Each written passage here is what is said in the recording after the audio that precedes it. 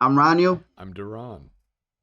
Oh man, there has been some interesting stuff going on, and also some interesting movies about to come out. But I have been keeping track of Hawkeye. So I don't know, DaRon, have you actually had a chance to watch Hawkeye on Disney Plus? No, not yet.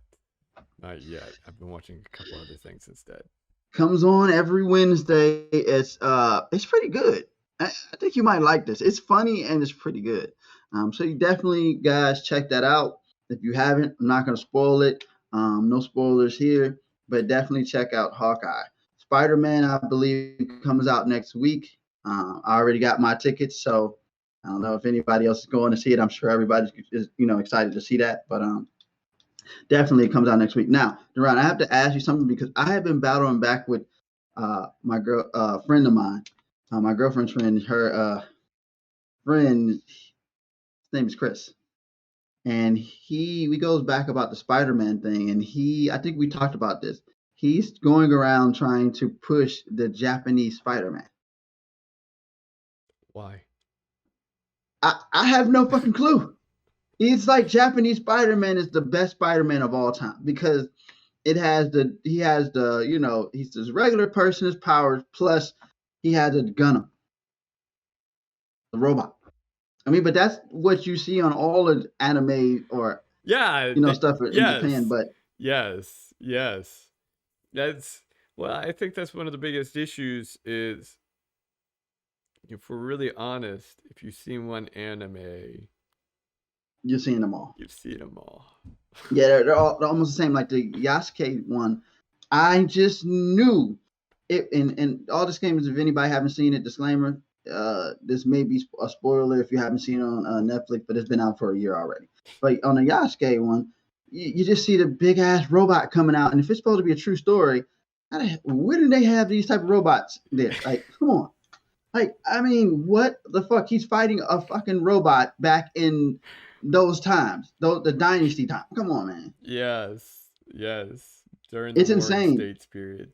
Yes, but it's funny. I find it very hilarious. It's very ludicrous. But again, if they love it, if they like it, I love it, I guess. But Japanese Spider-Man, no, no, not at all. We got into the whole issue because I actually like the Amazing Spider-Man. The old Spider-Man, the original Spider-Man with Tobey Maguire, I mean, it was cool, but when I looked at the Amazing Spider-Man, it just gave me that Spider-Man feel, especially if you're a Spider-Man fan. I'm not saying the new Spider-Man doesn't give me that, but it's more of a modern, Yeah. up Yes. to date Spider-Man. It's not like, to me, particularly in the comic book. So the Amazing Spider-Man gave me that feel about Peter Parker. Now the new one, you don't even really like Peter Parker's not even doing any of the shit that Peter Parker does.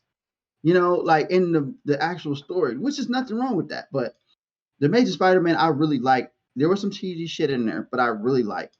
And that's my favorite. But he was like, no, I like Japanese Spider-Man, and nobody's digging the Japanese Spider-Man. Please cut that shit out. Cut it out.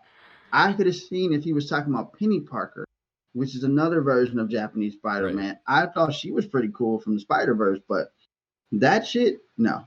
I think he's really janking my chain. Do they have a Zulu Spider-Man yet? Nah, I don't think so. No. I think he'd fight the Yeah, that British. would. But you know what? Have you seen the different Doctor Stranges? So you know how they mixed in Merlin to be one of the Sorcerers Supreme, Yeah. and then you Yeah. have the Doctor Voodoo, Yeah. who's another version of that. Now I find it interesting, but I would love for Marvel to kind of go out abroad and kind of introduce some of these other characters that we see in the comic books, because it would be interesting to know their story. Now, Doctor Voodoo is in Doctor Strange. If anybody hasn't seen the first Doctor Strange, you'll see Doctor Voodoo in Doctor Strange, but you may not know that that's him. I think he also got killed, but we're not going to talk about that. They always kill the black character, so it doesn't matter. Usually first. Yes, If you've the ever black seen characters. Babysitter, they make fun of Yes, that. yes, yes. They always kill. And They always kill the black characters first. Every fucking movie does not matter. I'm like, Jesus Christ, can they survive? Yeah. Please. One. Then they'll do the stupidest shit. And you remember those movies where you see them horrible horror movies, Yes. and you either see the black or the white woman, she's running, and then all of a sudden she falls on the ground. Yes. How? Yes. How? That's so You know what I'm funny. saying? It's some of the stuff that they do and what they think is realistic, it's not. And that's why I laugh at horror movies. I don't find them very scary because I'm like, who the fuck is doing this? I'm not saying people are not doing some crazy stuff, but some of the stuff be like, there's no way. Like the Texas Chainsaw Massacre. If I seen this dude running at me with a chainsaw, the way he was running, I mean, it would be scary in real life. But I just be like, are you fucking kidding me? Right. I mean, is that not one of the most awkward things to run around with? I did like how they mocked that in what the hell is that movie's name? Tucker and Dale versus Evil. Yeah. They mocked that. He's running with. I mean, that made sense because you can't really run around. I mean, look, it's something that blows gas ridiculously fast. It's extremely noisy. It's extremely noxious. So you can't sneak up on someone with it in real life. You can't chase them with it in real life because you might trip, fall, and then that cut your fucking self. Yeah, and exactly. You see that if you've ever had a chainsaw, you know how heavy they are. Yes, and so, unwieldy. Yeah, running around with a fucking chainsaw, and the way he was, it's like this, and no, that's just not like. Why not just get your gun and just do your thing? You know what I'm saying? But yes.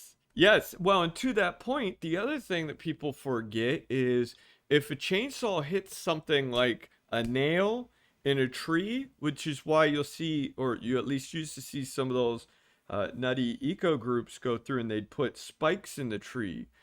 Yeah. Because then as you go through and you're cutting, it hits that nail, the chain breaks, and it's very likely to fly and kill the operator. So if you've got a chainsaw, it's a very thin chain. The links break easily. Just, no. Yeah, nah. Then everybody would ask me, "Why are you laughing about that? That's not funny." I'm like, it is definitely funny. I mean, this guy was literally running around with a fucking chainsaw. Yeah. You know what I'm saying? And like knowing for real, if you're running around, you trip and fall, that is a very devastating thing. You can really fucking cut yourself. And swinging it. Yes. If you don't have control, it gets out of hand. Yes. So I wouldn't play with a chainsaw, but either way, yeah, no, not happening. But yeah, if you haven't already, watch Hawkeye. Pretty good. Watch Arcane. It's a pretty good show as well. There was another show we were talking about. Darn it. Have you seen Wheel of Time? I haven't, but I know two people who had quite a lengthy discussion on it. I like it. It's weird. It's some weird shit in there. One time we have to talk about it when it's done. But if you watch it, tell me what you think about it. But I liked it. But it's some weird stuff in there that I catch on. I'm like, how is this acceptable? But hey, it's another show that I think is that guys, everybody should watch, and Hit Monkey. Yes. That fucking show is hilarious. I've never sat down and watched a cartoon as much as I did and just had a blast. There's some cartoons that are a blast. I'm talking about that are a Marvel cartoon, right, or something like that at DC, and it's like, oh, this is amazing. This Marvel cartoon I thought was going to be horrible, and it turned out to be fucking amazing and hilarious. And then, DaRon, I think that you remind me of the Hitman character in there. You have to watch it. Like, his jokes and his, like, can you imagine me now? By the way, I don't feel like I look like a monkey. Can you imagine you being a hitman? You train me, you die. I'm the monkey, and I'm running around, and I could just see you talking shit. Oh yeah, like, the whole time. Right. That would be me. You have to watch it because you'll get the comparisons, and I'm just like, this is funny. This is hilarious.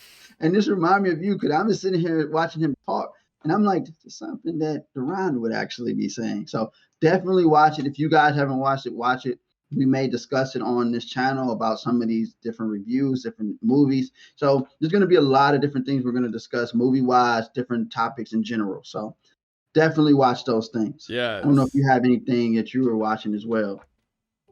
Yeah. So we watched Netflix has Nisa or Elves.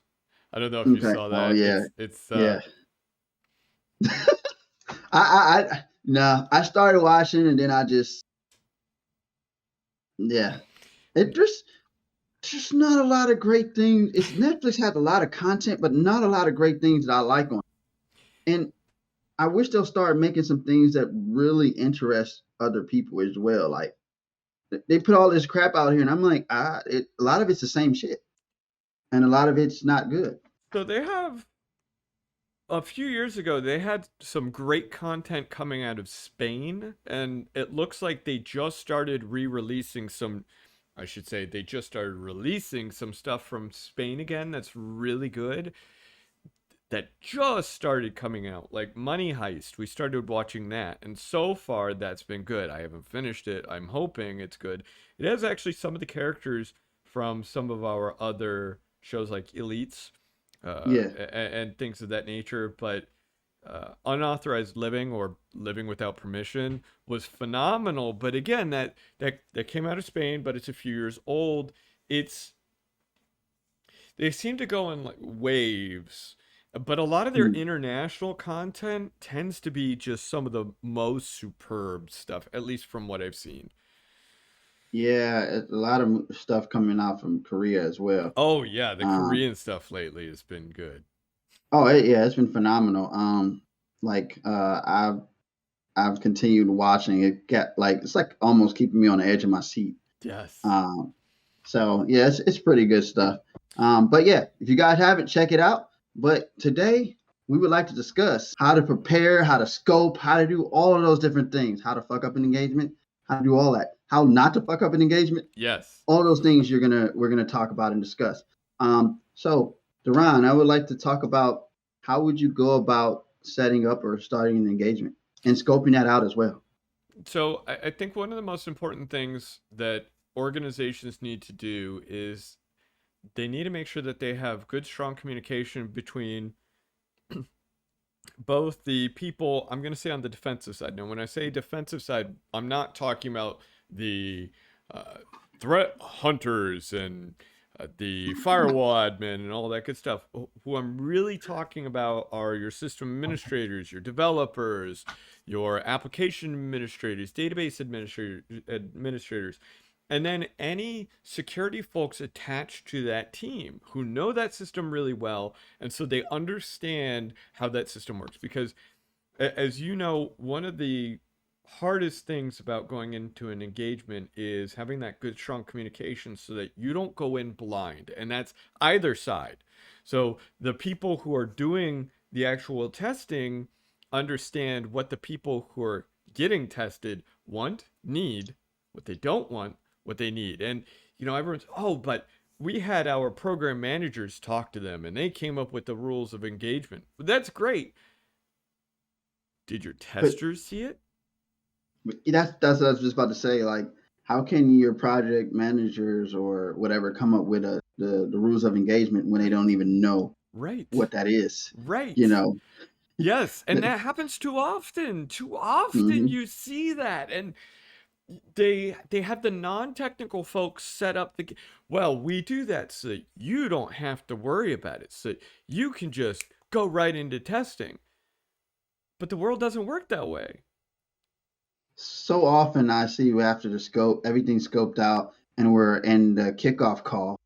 I am asking questions that should have been answered Hmm. in the scoping or the rules of engagement Yes. area. But when they have their scoping document and scoping out everything, um, they don't have that all answered. So I got to go back and answer these questions. Why wasn't that answered for me in the beginning? So that way I wouldn't have to ask those questions. The kickoff Right. call is supposed to just be the call where I say I'm going to start testing. That's Right. it.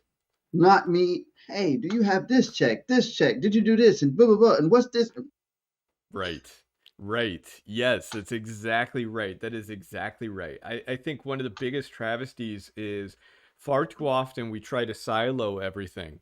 And they do this under the guise that it frees up your time as a tester, or it frees up your time as an administrator or developer. But your developers, if your technical staff aren't involved from the very beginning, then I guarantee you're not going to get what you want and need out of the engagement, period. They need to be there throughout the whole thing, the entire thing. They need to know what the schedule is so that they know when they're needed. They need to know what the expectations are. And they need to also be able to convey what their own worries are and see and touch and feel and get to understand each other. Technical folks are not Sheldon. I'm glad you said that. The Sheldon effect. Yeah, they're not. No, we don't need to be coddled and kept away from everyone else because we're going to. I mean, okay, I will offend everyone. I'll admit it, but you know, bad jokes aside, you know, we don't need coddled. We don't need you to cut us out of everything. And when you do, you increase that likelihood and that risk, overall risk, that things aren't going to be what they need to be. You're going to have unrealistic expectations going into the test. The outcome is going to be completely different. And you're going to do stupid things like require daily output from the testers. Yeah. That daily update shit is not necessary. I don't think it's a good thing. And then also, most companies or clients, they don't want to be bombarded with a bunch of emails, you know, daily. You know, so I find it unnecessary. It always seems to be an issue when project managers or whoever may be scoping a security consult or manager, security consultant manager, or managing consultant, whatever. A lot of them are technical, but I feel like they still miss the purpose Yes. of the scoping out the application and answering those questions. Yes. Because I should know everything I need from that ROE. Right. You know, and then if there is a question, it's just a question I'm curious about that, you know, I want to ask. But a lot of the times, everything I need to know should be answered. If you really know how to scope out an engagement. So a lot of times they don't, and they're not answering the right question or asking the right question. Right. And sometimes the clients don't know what they want, which is the purpose of you scoping things out and asking them the question and asking them what they need and why they need what the application, how many pages, how many, you know, if we're doing a hybrid, you know, how many lines of code are you scanning? What language is it? What platform? Do we need to do this such a thing, compile it, or is it packaged right? You know, different things you need to know, period, whether it's simple or not, because it makes it more efficient and it helps us as the tester to be efficient when it comes to doing the test, especially on start day. Right. You know? Well, now failure to properly engage your technical staff, I have seen it result in catastrophic and cataclysmic engagements over and over and over again. A great example, early in my time with Booz Allen, we were doing engagements on a federal entity, and the federal entity expected us to use NIST, and we were using DISA. And so they were walking around with, I mean, there was blood all over the place because, of course, NIST and DISA are two completely, utterly, totally sets of standards. If you don't know, DISA is what the DoD adheres to, whereas NIST is what the civilian government generally adheres to. And DISA is considerably more complete, and it is more brutal.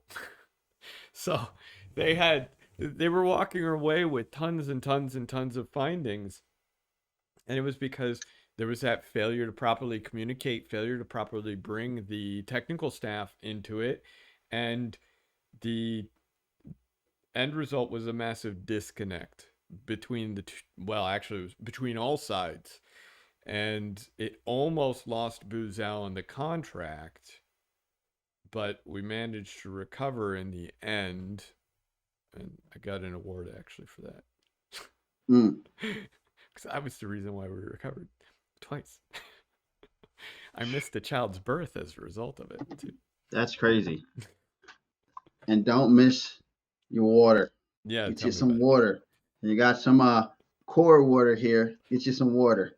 So that way you don't end up like DaRon, missing anything, or choking off your own dryness. Desert. You don't want to have desert mouth. So please get you some water. I'll tell you, those are some of the funniest. Just each of those, and how you inject it into the middle of it, always hilarious. I'm sitting there cutting through it, and I'm like, oh, this is so fucking funny. No, it is funny because I'm not really. You don't want to really. I'm not. They're not paying us to do this, No, by the way. But it's just funny because when we're doing these segments, it's like I feel like I'm gonna die without any water. You're just talking, we're talking, we're talking, and people don't understand as much content that we push out. That's a lot, yeah. especially that 1 week. Mm-hmm. I think what was it, 2 days, 3 days Yes. straight. Yes. So yeah, no, but it's hilarious. But yes, anyway, project managers, directors, whoever the hell you are, doesn't matter. Please do yourself a favor. Ask the right fucking questions. Okay? That way it makes it easier for the tester. You're making the tester's life harder. Yes. Yes. Yes. Ask the right question. And then here's another thing for disaster. Fruit for disaster. When you are on an assessment and somebody scoped out 1,200 fucking things, and you only have 2 fucking weeks to accomplish all that shit, it's like putting a bunch of shit in a bag, yeah, and expecting it to, be like empty or done. Like, I'm gonna put all this fucking fruit in my bag. I have this small ass bag and expect it won't bust. Right. Right. Like, you can't do that. Whoever the fuck scoped that out, I don't know what you were thinking. That was not gonna be an efficient test. You have to try to squeeze everything in 2 weeks and get it done. Right. And hopefully the client is happy. And by the way, you can't please everybody. Not every client or person is going to be happy with it. It doesn't mean you suck. It means the person who scoped it out didn't know what the fuck they were doing. Or you just have a bad client. And that does happen. I have had bad clients. Yeah, you have bad clients. Or the person who scoped it as well, maybe they do know what they're doing in the, but they were trying to get as much money as possible, so they thought they could squeeze all that in there. Right. But no, that is not what we're here for. We're not here to jerk off our clients and say, hey, get as much money as you want and we'll feed everything in there. You need to tell them what's realistic and what's not, because then it makes the person who's testing it look like they don't know what they're doing, when the person who actually scoped it did some foul shit. Right. So. Right. Well, and really, that's another reason why your technical staff should be involved, because they should be able to help you determine how realistic the scope is or the schedule. So you shared a video that we will dissect some other day. And part of it, the gentleman was sitting there talking about, you need to be able to do subnet calculations, determine how many hosts are there, and all this other stuff. And I heard that, and I've heard that baloney before. Now, keep in mind, I got trained for all of this stuff. I could do it right here, right now in my head. In fact, I don't even have to think about it. And I could tell you exactly based on a subnet how many hosts are there, or based on the, CIDR or whatever, how many hosts are there. But how many hosts are there doesn't actually tell me the scope. Yeah. And that's why I always thought it was pretty dumb as well. Because, like, why the fuck do I care about how many hosts? Why am I doing that? The whole idea is you're going to give me an IP address, and more than likely they're going to want to enumerate and find stuff. Yeah. If there is particular IP address in the scope, which why I say we said before, bug bounty hunting and penetration testing are different. Right. Right. In the bug bounty world, they'll give you a scope, they'll give you an endpoint and just say, have your way with it. You can enumerate, find whatever, go through, do whatever. And sometimes they'll limit the scope. And a penetration test, more likely it's going to be more limited, Right. where they only want you to test for specific stuff. Right. So saying to a beginner that you need to know how to calculate subnetting and how many hosts is going to be, and as a consultant penetration tester, no, I don't. That means shit to me. Right. It may be good knowledge for them to have, but when in the hell am I going to use that? The same way I said when I was in computer science. There's all this academia shit, all this grand scheme calculation and using an application to do this program, and I never did none of this shit ever. None of the stuff they was teaching that I did. There were some things that were valuable, but a lot of it wasn't. So yeah. It's not something you're going to do. So why the fuck are you asking these questions? Why are you guys asking these questions? Again, I say, if you want to help somebody, ask the right questions. Right. Give them valuable information. Tell them it's good to learn, but you might not really need it. Right. So, and let's say you're the defender, the one being tested. What you need to do in order to ensure a successful engagement is be very clear as to what your expectations are. Extraordinarily clear as to what your expectations are. I have had a lot of engagements where we're only given a company name or maybe some individual within the organization's name. And then with that, they tell us, okay, we want you to find as much information as you can about the organization and then execute on that information to do whatever it is you can. Now, that's a very wide scope. And in such a wide scope, you need to make it clear that we expect to get something back within a month, maybe, for something that wide, or 2 weeks, maybe. And we just want to know about how much data can be gathered and how deep someone can go with the smallest granule of data that they can possibly have. Because that's important. But if you don't convey that what you're hoping to see is they will attack your network and penetrate in it both physically and logically, then they may just take the logical route only, or they may just take the physical route.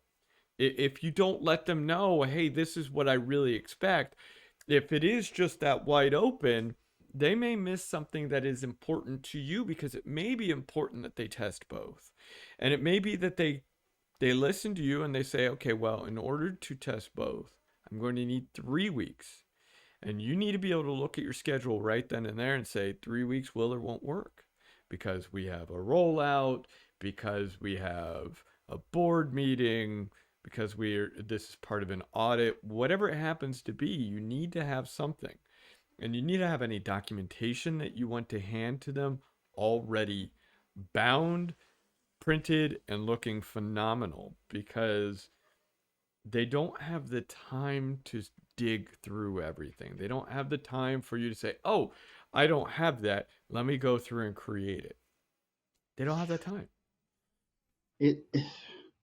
So, and the crazy part about it is, once the client specifies what they really want, or if it can't be done because you're like, hey, I need this amount of time, then that's not on, from what I've experienced, not on the consultant or Right. contractor, whoever. That would be on now on the PM or whoever's the lead of the project to convey that, because I've had that many a time. But I've told them, like, look, this is a large project and there's no way I'm going to be able to get that done. Right. We need more people. We need greater skill sets. We need, more time, more money, whatever it happens to be. We need more resources, period.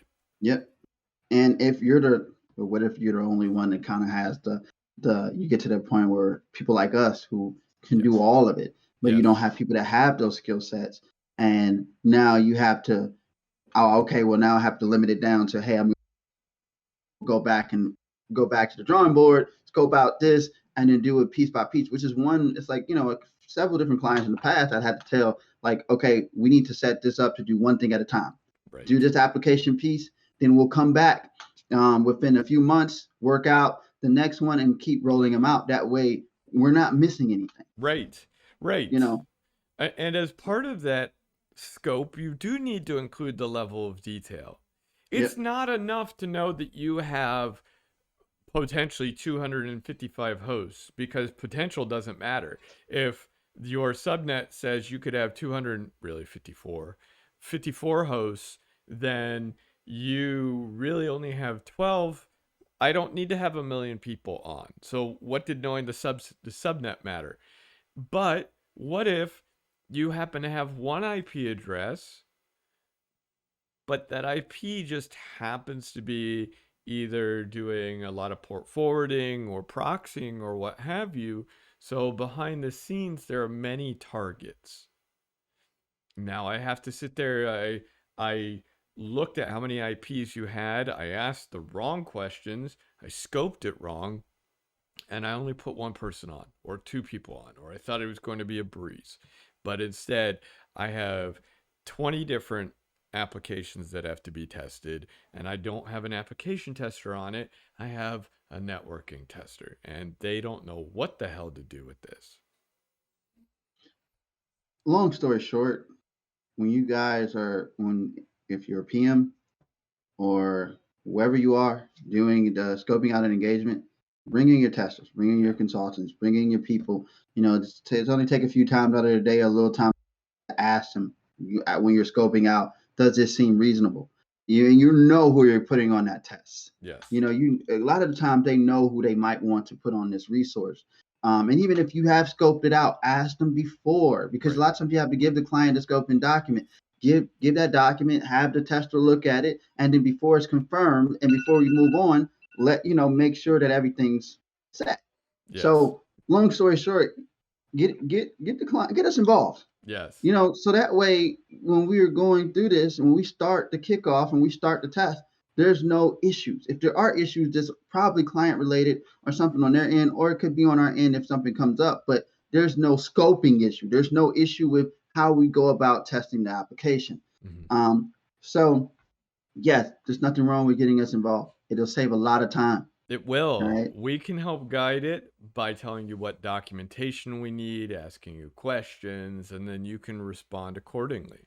And on the other side, they can help guide it on that defensive side. They can help guide it by setting expectations, providing data, and just giving a good idea as to the level of detail that they're really going to hold you to. And that needs to be put in your contract, because the last thing you want is you do something cursory and they say they wanted really something in depth. Why didn't you find this vulnerability or that vulnerability? Or the opposite, where you do something and basically needle them to death. And they're like, we didn't want that. Yeah. We wanted you to glance through it. Yeah, you need to have things in your documentation. Those say, whoever's testing, they're not limited by their skill set. You know what I'm saying? So they may not have the skill set DaRon has. They may be only able to do that. Right. And they can only find a certain amount of things at that time. So that way it covers you guys' asses, person's ass as well.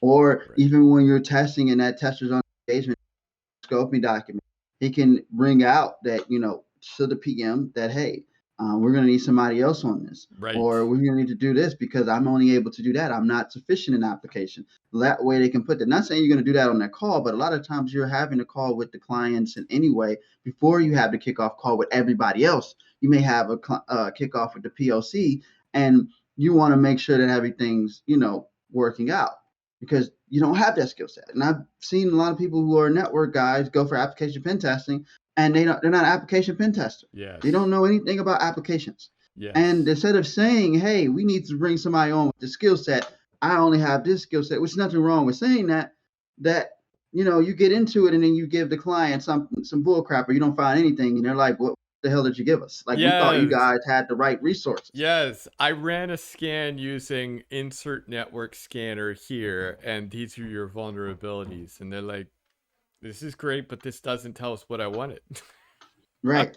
So, guys, PMs, directors, whoever, POCs, get it together. Listen to what we're saying.